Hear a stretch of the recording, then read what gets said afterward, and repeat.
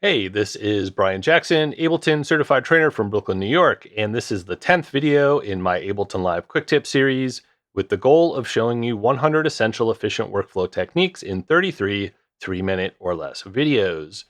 This video is about some useful editing shortcuts in the arrangement view.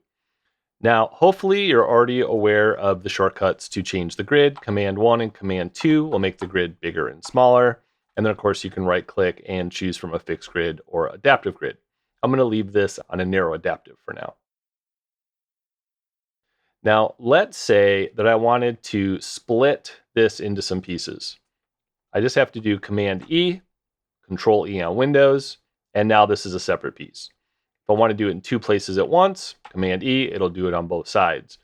This is particularly useful with clips that are looping. I can see here on the space part that this is a 2-bar loop, and this little hash mark here is showing me where it loops. And I'm going to do Command E, and now I can make a variation to this without worrying about it accidentally looping out this change through the whole thing.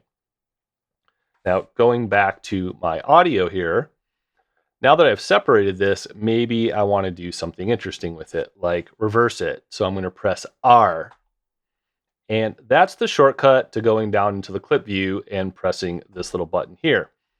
And then let's say I actually want to make this longer. I don't feel like messing around down here in the clip view with the warping. I'm going to hold Shift, and then I'm just going to stretch that out. Now, let's say that I have something that's been chopped up into a bunch of different pieces like this, and for whatever reason, I want to have it all back as one audio file. Maybe it's because I want to do a fade, and you're limited by the length of the clip for the fades you can do.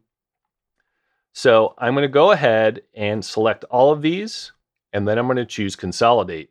Now, this is Command J on a Mac. I'm assuming it's Control J on Windows. And it's going to turn these all into one new audio clip.